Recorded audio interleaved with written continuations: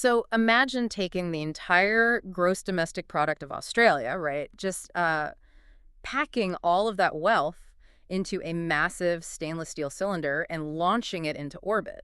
It's a wild comparison, I know, but I mean, mathematically, it's actually spot on. The scale of what we saw on the NASDAQ yesterday, just it completely breaks almost every traditional financial model we have. Yeah, because usually when you and I sit down for a deep dive into a company going public, there's, a comforting sort of predictable gravity to the whole Right. process. You open up the balance sheet, you look at the price to earnings ratios, you map out the addressable market. Exactly. And the analysts on Wall Street, they point to a very clean binary spreadsheet and say, well, there it is. That is the fair market value. It makes sense. It's grounded. It's a system built on decades of precedent. We like our capitalism to be predictable. We want companies to fit neatly into established sectors, like they are a software company or they're a hardware manufacturer. Or a logistics provider, right. But then you step into the news that broke yesterday, June 12th, 2026. SpaceX rang the opening bell under the ticker symbol SPCX. And the spreadsheet didn't just break, it completely disintegrated. It really did. This wasn't just a big initial public offering, it was the largest IPO in the entire history of global finance. They raised a staggering $75 billion in cash, which resulted in an implied valuation for the company of $1.77 trillion. Trillion, with a T. Just to put that in perspective for you, Yeah. the previous record holder was Saudi Aramco back in 2019, and they raised about $29.4 billion. SpaceX just shattered that ceiling by miles. It is the absolute definition of rewriting the rules of the market. It's hard to even process numbers that large, and this is exactly why we need to set a very strict premise for our conversation today. Yeah, absolutely. Because if you just skimmed the headlines on your phone this morning, you probably walked away thinking this is a story about rockets. You're probably expecting us to talk about, I don't know, thrust capacity or orbital trajectories or the latest Starship test flights out of Texas. Which is what everyone focuses on, understand? Right. But I want to tell you right now, if you think this IPO is about rocket engines, you are completely missing the plot. The real story here is not about aerospace engineering. It is about you. I am so glad we're framing it this way. The rocket itself is merely a delivery mechanism. It is a very loud, very fiery delivery truck for a much more profound business model. Exactly. This deep dive is about how the single, newly public conglomerate is fundamentally changing the rules of human geography. It's about how they're dictating where you can live, how you travel across the globe, how the ultra-luxury experience economy operates. And how wealth is being generated and hidden in the 21st century. Yes, because the SpaceX that debuted on the NASDAQ yesterday is not the aerospace startup from the early 2000s. No, it has quietly, methodically transitioned into an infrastructure, telecommunications, and artificial intelligence giant. It is essentially attempting to build the physical operating system for the future of data and human mobility. And we have an absolute mountain of incredible sources to guide us through this today.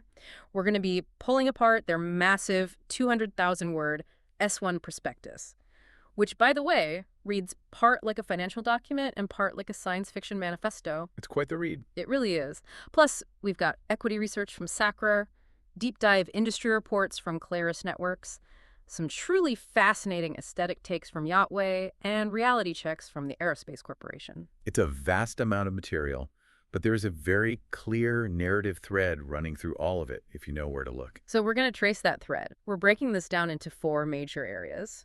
First, we have to unpack the unbelievable financial alchemy behind that $1.77 trillion valuation, because the financial gymnastics here are just wild. Unbending, really. Second, we're going to explore how Starlink is literally erasing the concept of the off-grid map and rewiring global mobility. Third, we're looking up into the sky and out onto the oceans to see the revolution happening in luxury travel. Right, the private aviation boom. Yep. And finally, we'll look at the future of the experience economy. Point-to-point Earth transport, and why the ultimate luxury might not be going to space at all. It is a massive societal shift. Yeah. And to really understand the mechanics of it, we have to start with that S1 prospectus. Because when you peel back the layers of this IPO, the underlying business model is genius. It really is. It is structured, quite fittingly, almost exactly like a three-stage rocket. So I was reading through the Sacro Equity research, and this three-stage model jumped out at me too. Let's walk through it, because the first stage, the rockets themselves aren't actually where the massive profits are. That's the counterintuitive brilliance of it. Mm. Stage one is the launch business. This is the foundations, the Falcon 9s, the heavy rockets, the launch pads. Okay. For decades, launching things into space was a bespoke, artisanal process done by governments. You built a rocket, you flew it once, and you threw it away in the ocean. SpaceX achieved reusability. They figured out how to land those massive boosters on autonomous drone ships in the middle of the ocean, refurbish them, and fly them again in a matter of days. Which fundamentally altered the physics of aerospace economics. Precisely. By mastering reusability, they drove the internal cost of a launch down to roughly $60 million. They pushed the cost per kilogram to orbit down to a tiny fraction of what legacy aerospace companies were charging. Wow. Because of this, SpaceX captured somewhere between 80 to 85% of the global mass lifted into orbit. They essentially monopolized Earth's driveway. But here is where my mind was blown looking at the numbers. They have a monopoly on getting to space. But the launch business, on its own, isn't the massive cash cow you'd expect. Not at all. The filings showed that in 2025, the space launch segment brought in about $4.1 billion in revenue. That's a lot of money, sure, but as a standalone entity, launching rockets is incredibly capital-intensive. It's risky. Rockets explode. Hardware fails, yeah. Exactly. It is historically an unprofitable, or at least very low-margin business to be in. Which is exactly why Stage 1's primary job isn't to make profit. Stage 1's job is simply to get Stage 2 into orbit as cheaply as possible. And Stage 2 is Starlink. Okay, I want to use an analogy here because reading this immediately made me think of Amazon. Back in the late 90s and early 2000s, Amazon spent billions building out this massive, unprecedented physical infrastructure. You build warehouses. Warehouses, logistics. They laid miles of server racks just to run their own e-commerce website. They built the delivery network. And then once they had all that infrastructure in place, they had a realization, like, wait, we have all this excess server capacity. We can rent this out to other companies. And that gave birth to AWS, Amazon Web Services. Exactly. AWS became the actual profit engine of Amazon, far surpassing the margins of selling books or electronics. SpaceX did the exact same thing, but in orbit. Yes. They used their cheap reusable rockets, their delivery network, to launch thousands of their own internet satellites. They built Starlink, which is effectively the AWS of space. That is a perfect parallel. The infrastructure itself became the most profitable product. Stage 2 is connectivity. And Starlink is the true cash engine of this entire empire. So how do the numbers compare? Well, you mentioned launch revenue was $4.1 billion in 2025. Starlink, in that same year, generated $11.4 billion in revenue, with an operating profit of $4.4 billion. That's a staggering margin difference. It is. They have over 10 million active customers across 160 countries. They're selling hardware dishes and monthly subscriptions. Starlink is the payload that the entire launch business was ultimately built to deploy. Right, because if they had to pay someone else. Exactly. If they had to pay a competitor like ULA or Arianespace to launch those thousands of Starlink satellites, the economics of Starlink would completely collapse. The math only works because they own the delivery trucks. So you have Stage 1, the rockets, enabling Stage 2, Starlink, the cash cow. But neither of those things justifies a $1.77 trillion valuation. Which brings us to Stage 3 of this business model. Stage 3 is artificial intelligence and space data centers. This is the futuristic valuation driver. This is what made Wall Street lose its collective mind and throw $75 billion at them. We are going to dive deep into exactly how and why they are putting AI in space in just a moment, because the physics of it are genuinely fascinating. But before we explain the technology, we absolutely have to talk about the financial gymnastics that happened in the months right before this IPO. Oh, the debt shuffle. Yes, because you've got this three-stage rocket business model on paper, but behind the scenes, you have what I can only describe as a nesting doll debt shuffle. It is arguably one of the most audacious pieces of corporate financial restructuring in modern history. What's fascinating here is how the mechanics of going public were used to solve several massive, completely unrelated financial headaches for Elon Musk simultaneously. Headaches that had literally nothing to do with rockets or space. Okay, I need you to walk me through this because when I read the timeline in the sources, I felt like I was losing my mind. Let's unpack it. Let's rewind a few years. Musk decides he wants to buy Twitter, which is now known as X. It's a highly controversial, highly publicized buyout. And to pull it off, he doesn't just use his own cash. He goes to Wall Street, to Morgan Stanley, Bank of America, and he takes on a mountain of debt. Roughly $12.5 billion in high-interest loans pinned to the social media company. Yes, and in the high interest rate environment that followed, that debt became incredibly burdensome. The interest payments alone were suffocating the social media platform's cash flow. Which was already struggling. Exactly. For a long time, Wall Street banks were quietly panicking because that debt was looking like a massive, unsellable albatross on their balance sheets. They couldn't offload it to other investors. They were stuck with it. So how does an IPO for an aerospace company in 2026 magically make a bad social media loan from years ago disappear? You called it a nesting doll, and that's exactly how it functioned. First, you have X, the social media platform, carrying this heavy debt load, but also possessing an incredibly valuable asset, a massive, real-time fire hose of human text data. Then Musk founds xAI, his artificial intelligence startup, specifically to build Grok and compete with OpenAI. Right, and an AI company desperately needs data to train its models. Exactly. So in a complex internal maneuver, xAI essentially absorbs X. It acquires the social media platform, taking on its proprietary data streams, its software engineers, and, crucially, its $12.5 billion in debt. So now, the AI startup is holding the bag. Okay, stop right there, because this is where the timeline gets crazy. xAI absorbs the social media company, and then in February of 2026, just 4 months before yesterday's IPO, SpaceX steps in and acquires xAI in an all-stock deal. That's right. Bloomberg reported that the internal valuation of that combined entity, the rockets plus the AI plus the social media data, was roughly $1.25 trillion at the time. That is correct. The aerospace company absorbed the AI company, which had already absorbed the social media company. They are all nested together. Wait, I have to push back on this because I am trying to put myself in the shoes of a traditional investor, and the math feels manipulative. Are you telling me that if I am an institutional investor buying shares in a space exploration company, my capital is secretly being used to bail out a social media buyout from years ago? That is the reality of the balance sheet you are buying into, yes. But to understand why investors didn't revolt, you have to look at the final step of the magic trick. Okay, what's the trick? Once SpaceX had all of these entities under one roof, they went to the very same big banks holding that toxic debt.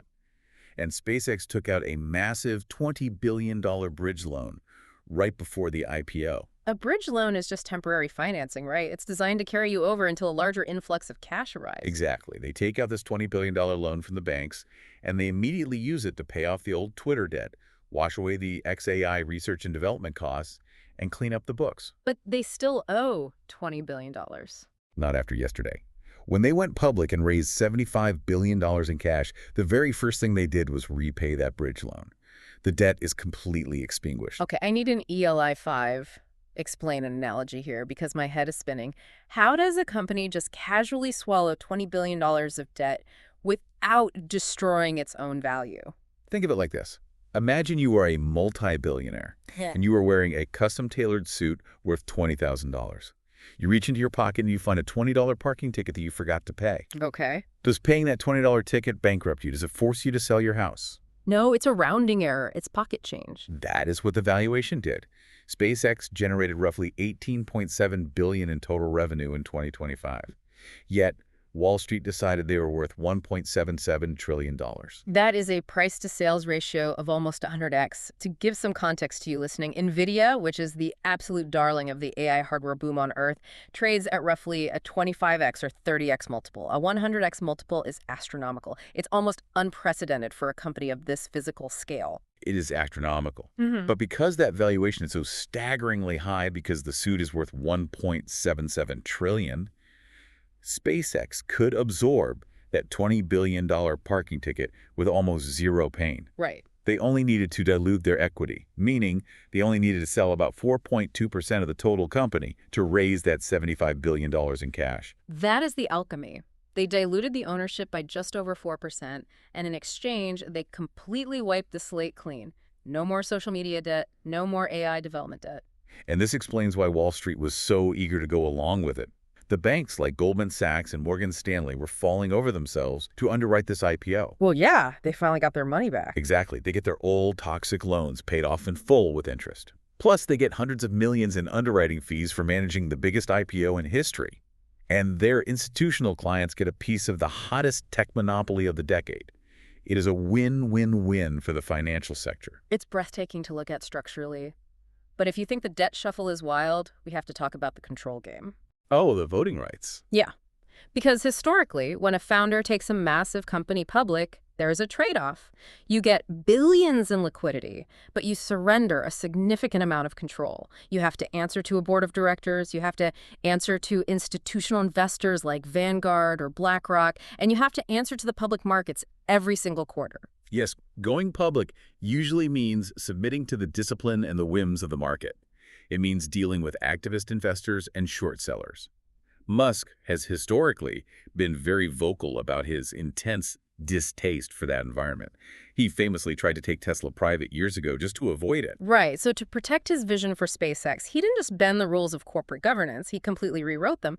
They instituted an extreme dual class, or in this case, a tri-class share structure. The S1 details this perfectly. Yeah, if you, a regular retail investor, buy a Class A share, you get 1 vote per share. Pretty standard. Class C shares, usually reserved for employees or specific equity grants, get 0 votes. And then there's Class B. Class B shares carry 10 votes per share. And Musk holds the vast, overwhelming majority of those Class B shares. Correct. By utilizing that 10-to-1 voting ratio, he retains 84% voting control of the entire conglomerate post-IPO. Let that sink in. He has absolute dictatorial control over a publicly traded $1.77 trillion company. It's unbelievable. The public shareholders bear the economic risk of funding the operations, but they have absolutely zero mathematical ability to influence the governance or direction of the company. Okay, but here is where it gets genuinely hilarious, and honestly, this might be my absolute favorite detail from the entire stack of sources we went through. A moonshot plan. Yes. If you are a financial analyst, you spend your life reading S1 documents. They are usually the driest, most legally defensive, boring boilerplate texts imaginable. But if you dig deep into SpaceX's 200,000-word S1, all the way down on page 235, there is a section regarding executive compensation. It's titled the Moonshot Incentive Plan. It is a fascinating, almost brazen piece of corporate maneuvering. So, the document outlines these 2 monumental goals that the board of directors has allegedly set for Musk to earn his compensation package. Keep in mind, his actual cash salary is minimum wage, roughly $54,000 a year. But this incentive plan offers him a massive grant of 1.3 billion new Class B shares. If he meets the goals. Right. To unlock them, he has to achieve 1 or 2 things. Goal 1, build a permanent self-sustaining human colony on Mars with a population of 1 million people. Which is an interplanetary logistics endeavor that defies current scientific and economic reality. Right. And goal 2, achieve a massive space-based AI computing power capacity equivalent to 33 times the current global energy consumption of Earth. Again, these are by any traditional corporate standard, completely absurd, impossible milestones for an executive compensation plan. You usually see goals like increase year-over-year revenue by 15%, not colonize another planet. I read those goals and I legitimately laughed out loud. I thought, well, good luck getting those shares. But then I kept reading and you pointed out the catch to me. Walk us through the fine print of page 235. This is why it is brilliant in a deeply Machiavellian way. The fine print of the Moonshot Incentive Plan explicitly states that even if these impossible goals are never met, even if there is never a single boot print on Mars, and the AI computing goals fall vastly short, the 10-to-1 voting rights attached to those 1.3 billion Class B shares vest immediately upon the completion of the IPO. I couldn't believe it. It's a legal magic trick. It is disguised as this visionary, aspirational incentive plan to satisfy regulators who want to see performance-based pay. But mechanically, it is just a backdoor vehicle to legally gift him an overwhelming, insurmountable wall of voting power from day one. Exactly. It guarantees that he can never be ousted by activist investors, no matter how much the stock price fluctuates, because he holds an immediate proxy lock on the company. It cements him as the absolute ruler of this new empire. And Wall Street banks and institutional investors accepted this draconian governance structure because they are buying into the Musk premium. They aren't just investing in the cash flow of rockets. They're investing in his personal brand, his cult of personality, and his track record of forcing impossible engineering feats into reality. Which brings us perfectly back to stage 3 of the rocket model, the AI pivot. Why merge a cutting-edge artificial intelligence company with a heavy-lift aerospace manufacturer? It seems disconnected at first. It does. On the surface, Grok, which is xAI's large language model chatbot, and a 400-foot stainless steel rocket have absolutely nothing to do with each other. To understand the synergy, you have to look at the massive physical roadblock that the AI industry is slamming into right now. The sources we reviewed, specifically the Novaspace white paper and the Sacker Equity research, outline this staggering $26.5 trillion total addressable market for space-based AI over the next 2 decades. Right. But what is the bottleneck they're trying to bypass? The bottleneck is Earth itself. Right now, the global build-out of artificial intelligence, the race to artificial general intelligence, or AGI, is hitting a hard physical wall of resources.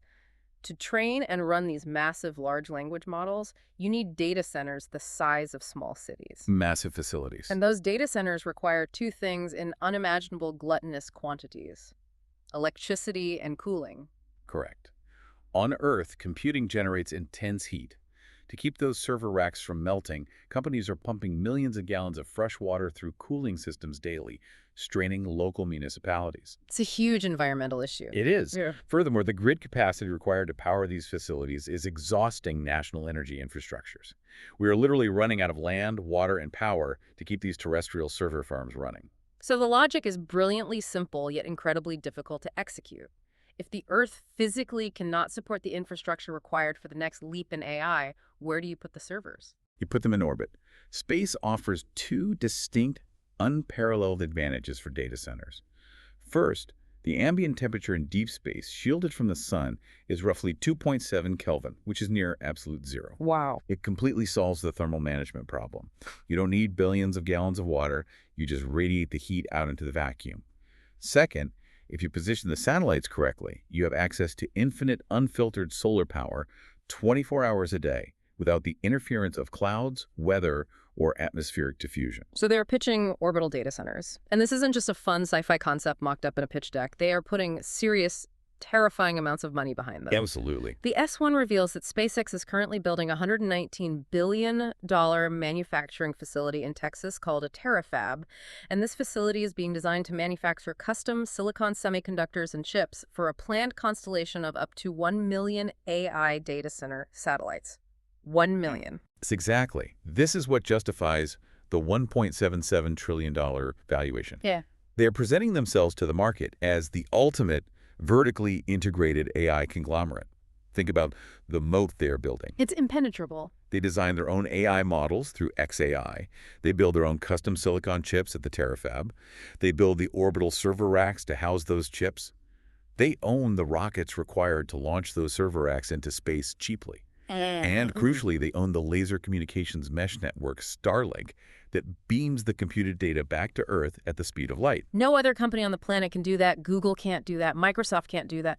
Amazon has AWS, and they are trying to build rockets with Blue Origin, but they are years, if not decades, behind this level of end-to-end integration. And this IPO and that resulting valuation is what officially cemented Elon Musk as the world's first trillionaire. It's a staggering consolidation of technological power.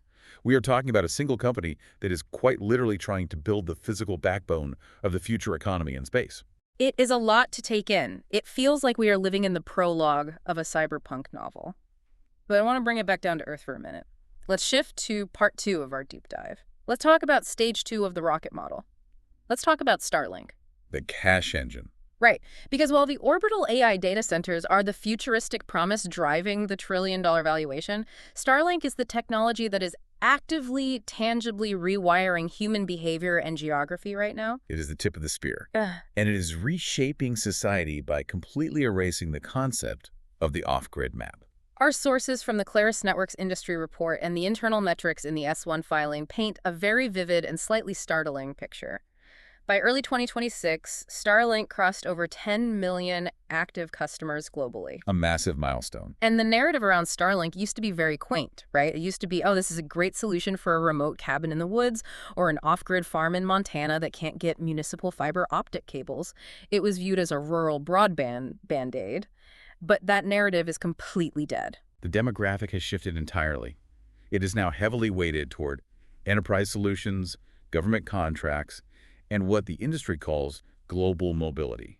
To understand why it's shifting so rapidly from rural homes to multinational corporations and global travelers, we have to demand an explanation of the technology. How does this actually work? Because traditional satellite internet has existed for decades. You could always buy a HughesNet dish. Why is Uh, Starlink's different? The difference is geometry and physics. Traditional satellite internet relied on massive, school bus-sized satellites sitting in geostationary orbit, which is roughly 22,000 miles above the Earth. That's far. Because they are so far away, they match the Earth's rotation and appear to hover over one spot. But that distance creates a massive problem: latency. Latency is the lag. It's the time it takes for a signal to travel from your computer up to space and back. Exactly. With GEO satellites, when you click the link, the radio signal had to travel 22,000 miles up, bounce off the satellite, travel 22,000 miles back down to a massive ground station, route to the internet backbone, and then do that entire 44,000-mile round trip again just to load a web page. That sounds exhausting just explaining it. It was slow, bandwidth was capped, and the latency was often over 600 milliseconds. Which means you'd click a button on a Zoom call and wait 3 seconds for the other person to hear you. It was unusable for modern work. Starlink completely changed the geometry. Instead of a few massive satellites far away, they launched thousands of small, flat-panel satellites into low Earth orbit (LEO). These satellites are only about 340 miles up. A huge difference. That immediately slashed the physical distance the signal had to travel, dropping latency significantly.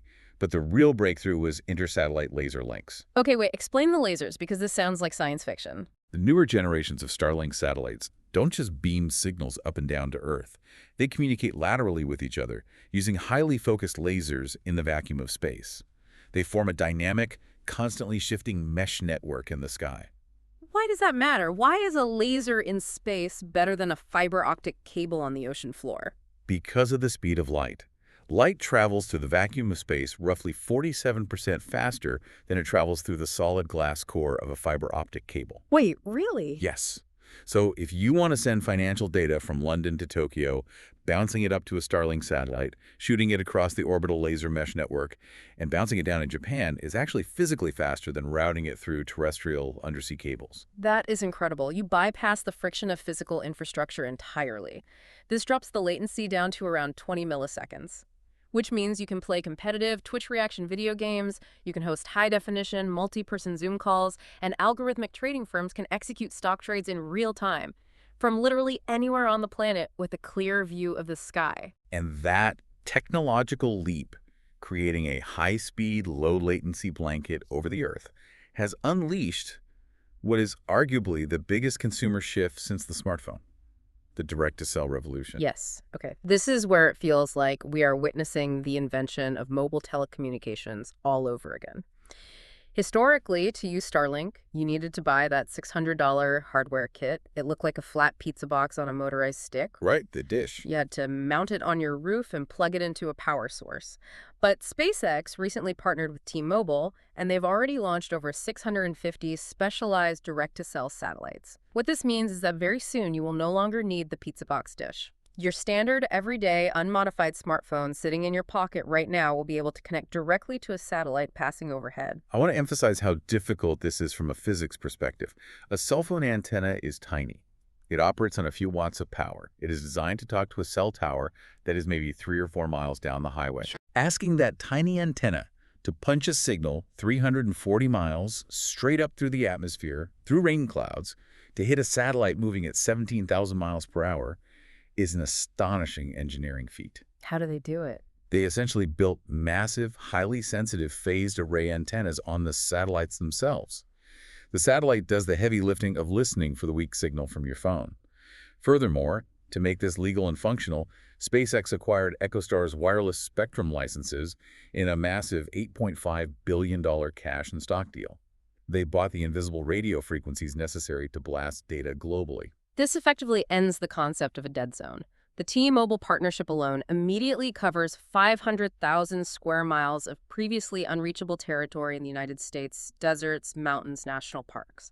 So what does this all mean for how we actually live and travel? It changes everything. This brings us to a concept highlighted in the Claris Network source. They called it bleisure, business plus leisure. It's a terrible, clunky corporate buzzword, but it describes an incredibly important trend.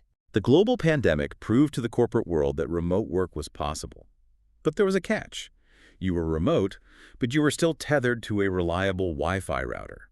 which usually meant you had to live in a city or a well-developed suburb with municipal fiber lines. You couldn't run a financial modeling team from a tent in the wilderness. Starlink completely severs that tether. Exactly. I want to paint a picture for you. Because of this laser mesh network in the sky, human geography is fracturing. We are seeing the explosion of high-income digital nomads working from smart eco-lodges buried deep in the Alaskan wilderness. It's becoming very common. We are seeing pop-up luxury glamping sites in the middle of Zion National Park that offer gigabit internet speeds.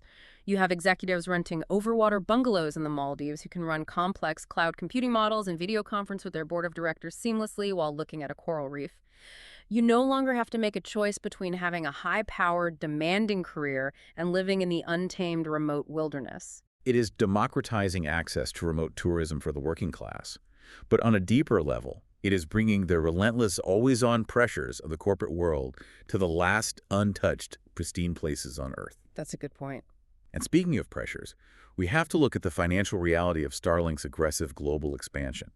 Because while the user growth numbers are staggering, they doubled from 4.4 million to 10.3 million users in a single year, the underlying economics are currently facing a severe stress test. Yeah, the S1 prospectus revealed a metric that Wall Street analysts definitely raised a collective eyebrow at.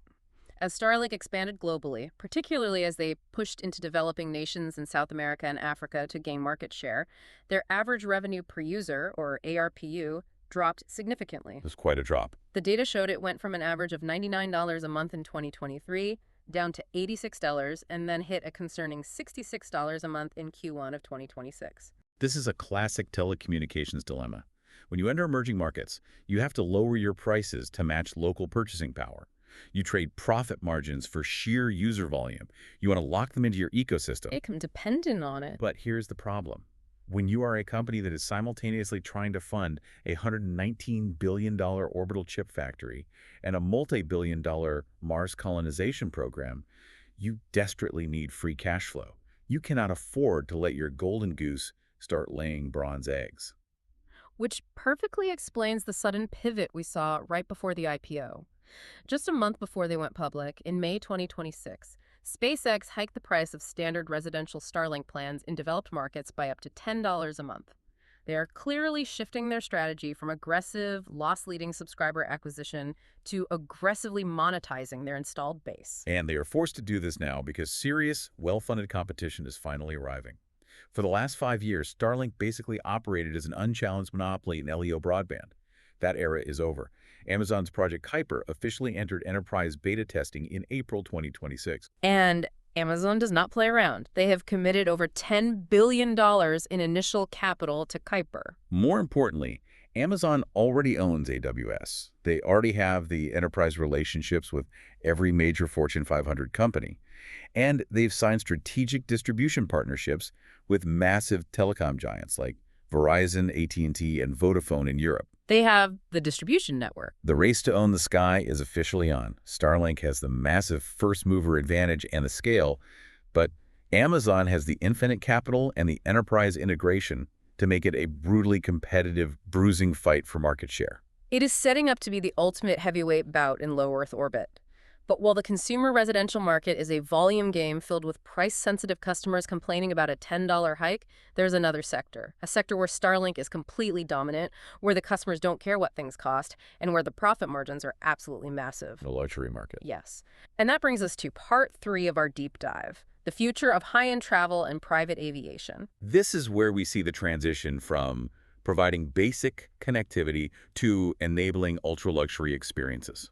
The pandemic didn't just change remote work.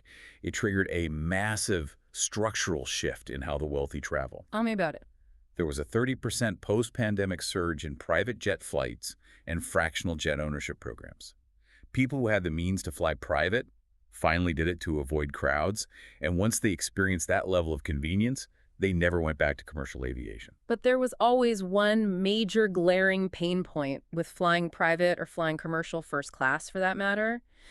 The internet was absolute garbage. I mean, think about the irony. You are sitting in a $50 million Gulfstream jet, drinking vintage champagne at Mach of point 0.8, and you can't even send an email with a 2 megabyte PDF attachment because the connection drops every 3 minutes. Because the aviation industry was still relying on those old, slow, geostationary satellite networks, they were trying to bounce a signal off a satellite 22,000 miles away while moving at 500 miles per hour. It was physically unstable. Which makes sense when you put it like that. Starlink changed that paradigm instantly. That $11.4 billion in Starlink revenue we talked about earlier, it isn't just coming from backpackers and rural farmers.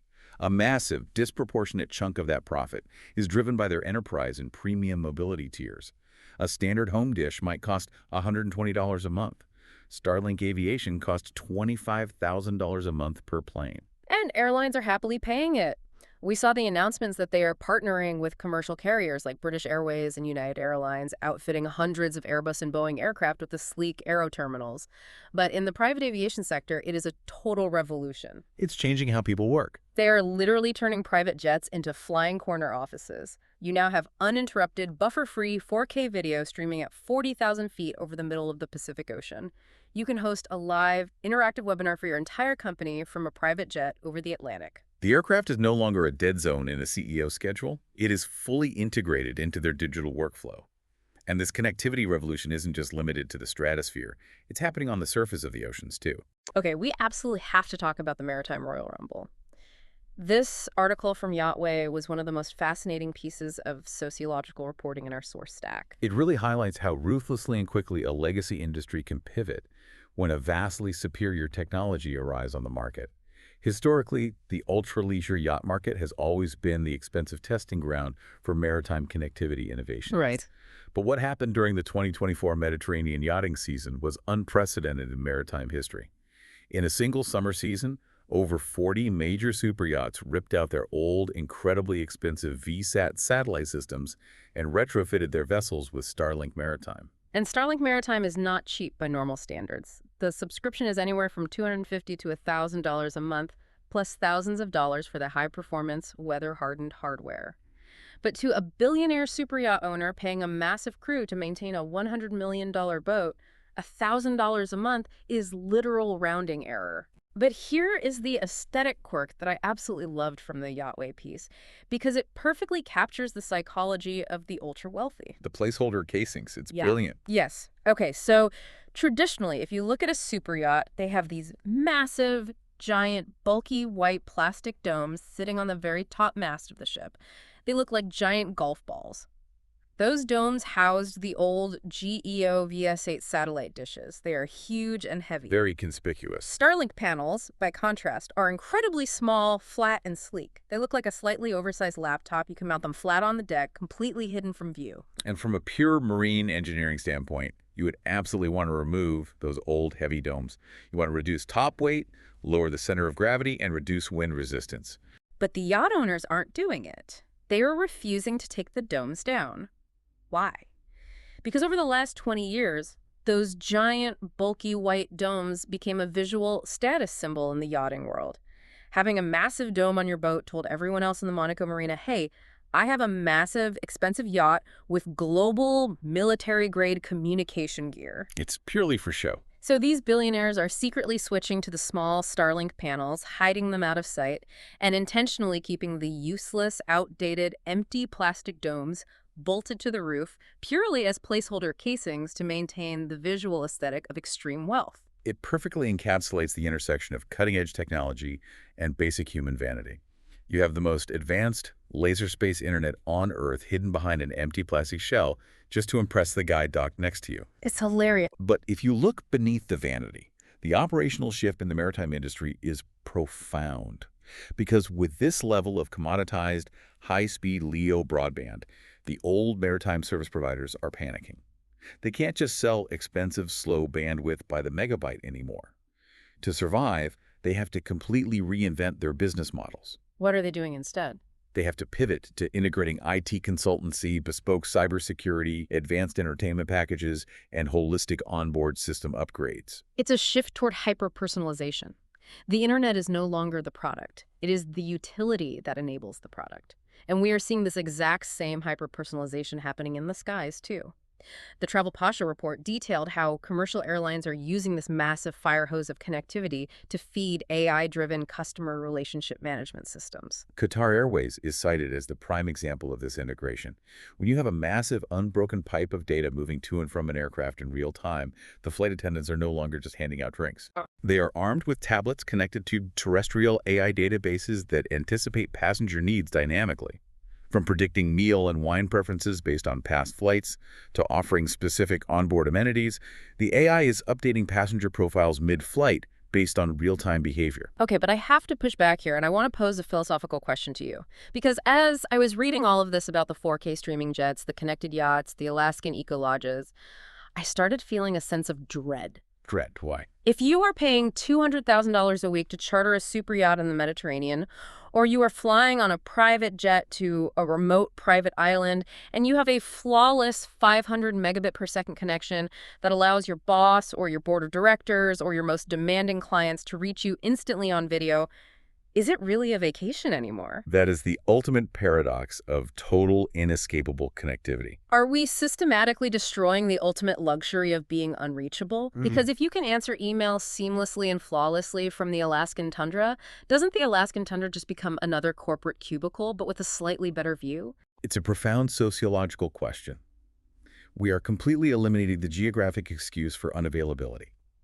For decades, the "I'll be out of pocket" or "I'll be out of range" autoresponder was a shield. It was a respected boundary. And now that's gone. That boundary is going extinct, and this ties perfectly into the final frontier of the experience economy, which is physical transportation itself. This brings us to part 4 of our deep dive, because SpaceX isn't just trying to connect you anywhere on Earth via data. Their ultimate ambition is to physically move your body anywhere on Earth in under an hour. Right, Starship point to point. This is the ultimate sci-fi disruptor to the long-haul travel industry.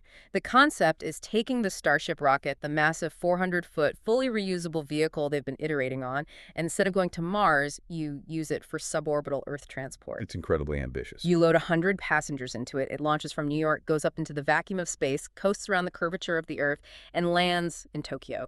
The flight time, 37 minutes. London to Sydney, 51 minutes. From a pure physics and aerospace engineering standpoint, it works. The vehicle leaves the thick lower atmosphere, travels to the vacuum of space where there's absolutely zero air resistance or friction, and then re-enters the atmosphere to land at the destination. It bypasses the physical speed limits of atmospheric flight. So the tech is sound. The challenge has never been the physics. The challenge has always been the economics, the safety, and the regulations. Let's talk economics, because the Sacker report ran the numbers on this. They estimate that a ticket on a point-to-point Starship flight would cost roughly $100,000. Now, at first glance, the average consumer thinks, well, that's absurd. Nobody is going to pay $100,000 when I can buy a $500 economy ticket on Delta. But as the report points out, that is the wrong comparison. Exactly. They aren't trying to disrupt Southwest Airlines or budget carriers. They are competing directly with the ultra-long-haul private jet market. If you are a multinational CEO or a high-level diplomat or a billionaire who currently charters a private Gulfstream from New York to Tokyo, you are already paying upwards of $150,000 for that charter. And it takes you 14 grueling hours. If SpaceX comes along and says, pay us $100,000, save 50 grand, and get there in 37 minutes, that is a massive, undeniable value proposition for the time-starved elite. The addressable market is very real, and it is highly lucrative. But to make that futuristic transportation network a reality, you need massive infrastructure. You can't just land a 400-foot stainless steel rocket at JFK Airport next to a JetBlue flight. You need dedicated spaceports. And right now, there is a frantic global geopolitical race to build them. Our source from the Aerospace Corporation outlined this beautifully. We are seeing a massive civic shift from airports to spaceports. Every local government wants to be the hub of the next century's transportation network. We see Space Florida aggressively utilizing the Spaceport Improvement Program to secure millions in state and federal funding for capital infrastructure. Japan too, right? Yes, we see Oita Airport in Japan undergoing massive renovations to become the country's first horizontal spaceport. You have Spaceport Cornwall in the UK, Spaceport America in the deserts of New Mexico. Local politicians absolutely love pitching these projects. They stand at a podium and sell it to their constituents by saying, we are going to build a cutting-edge spaceport. Tourists are going to flock here in droves to watch the rockets launch. It's going to create jobs, fill our hotels, and revitalize the entire local economy. It sounds great on a campaign flyer. It sounds great on paper, but the Aerospace Corporation report delivers a massive, brutal reality check on this civic optimism. It completely bursts the tourism silver bullet bubble. It does. Hmm. Because the reality of operating a commercial spaceport is that it is fundamentally incompatible with a dense, thriving tourist economy. Rockets are incredibly earth-shatteringly loud. But more importantly, from a regulatory standpoint, they require massive, sweeping safety exclusion zones. Right. I read the case study in the report about Florida, and it was fascinating. If a rocket is launching, or even if a booster is just coming back to land, the Coast Guard and the FAA have to clear hundreds of square miles of ocean and airspace. It's a huge disruption. If a rocket explodes, they don't want debris falling on a Carnival cruise ship, so they shut everything down. The report cited multiple instances where these massive overlapping safety exclusion zones forced major cruise ships to pause in the ocean or drastically delay their itineraries, completely disrupting international travel schedules. And it's not just the big cruise lines. Mhm. Local commercial fishing boats couldn't go out to work because the waters were restricted. You're paralyzing the existing maritime economy to facilitate a launch. And you can't build a reliable local hotel and restaurant economy on launch tourism because rocket launches are notoriously, infuriatingly unreliable. A thunderstorm rolls in. Scrubbed. A single faulty sensor reading on a valve. Scrubbed. A random guy in a kayak wanders into the exclusion zone. Scrubbed. Typically. You cannot ask a family to plan a week-long vacation, book flights, and reserve hotels around an event that has a 40% statistical chance of being canceled with 10 seconds left on the countdown clock. It is the great irony of the whole point-to-point dream. We all conceptually love the idea of a futuristic 37-minute flight from London to Sydney, but nobody wants the deafening sonic boom of a 400-foot rocket rattling their windows, and nobody wants their local economy shut down every Tuesday so billionaires can commute faster. Which brings us to the final piece of the space economy puzzle. If the surface of the Earth is too crowded, too highly regulated, and too noise-averse for continuous heavy launch operations, the focus of the experience economy inevitably shifts outward, beyond Earth destinations. The timing for this is critical. The International Space Station, the ISS, is an aging piece of hardware. It has been up there for decades, and it is slated for retirement and deorbit very soon. It's reaching the end of its life.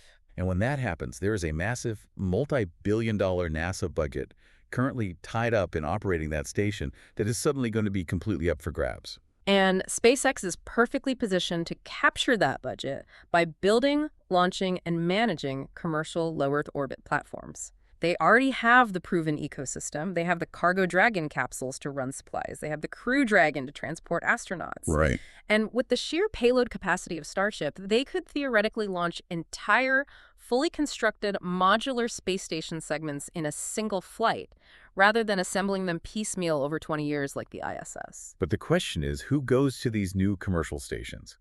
The market projections indicate a $4 billion space tourism market by 2032. But the space tourism narrative is a bit of a red herring. How so? It's not just about wealthy individuals paying millions for a joyride to look out a window.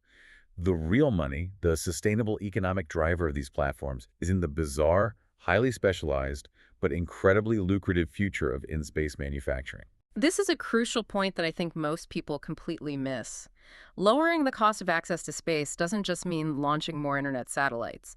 It means you can actually set up factories in orbit to manufacture things in a microgravity vacuum that are physically impossible or prohibitively flawed when made on Earth. Gravity is actually a massive impediment to certain chemical and physical processes. The Sacra Equity research specifically calls out two massive emerging markets that blew my mind: Z-band fiber optics and silicon wafers for pharmaceuticals.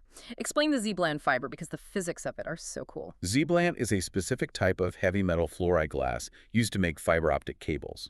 On Earth, when you try to cool molten Z-band glass to draw it into a wire, gravity causes microscopic convection currents within the liquid. These currents create tiny imperfections and crystal formations in the glass matrix. Those imperfections degrade the light signal passing through the cable. But if you draw that same glass in the zero-gravity vacuum of space, there is no convection. The glass cools perfectly. You get a fiber optic cable that has vastly superior data transmission rates. We are talking orders of magnitude better than silica fiber. And the same principle applies to pharmaceuticals. In zero gravity, you can grow perfectly aligned protein crystals without the impurities that gravity causes, which allows for highly targeted, incredibly effective drug formulations.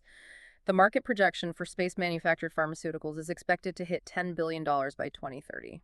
So when you zoom out and look at the entirety of this deep dive, the $1.77 trillion valuation, the $75 billion raised, the astronomical 100x price to sales multiple Wall Street isn't just blindly throwing money at a company that builds rockets. They're valuing a company that intends to own the foundational layer, the transport layer, and the communication layer of the next massive industrial revolution. Okay, let's bring it all together. Let's synthesize the journey we just went on.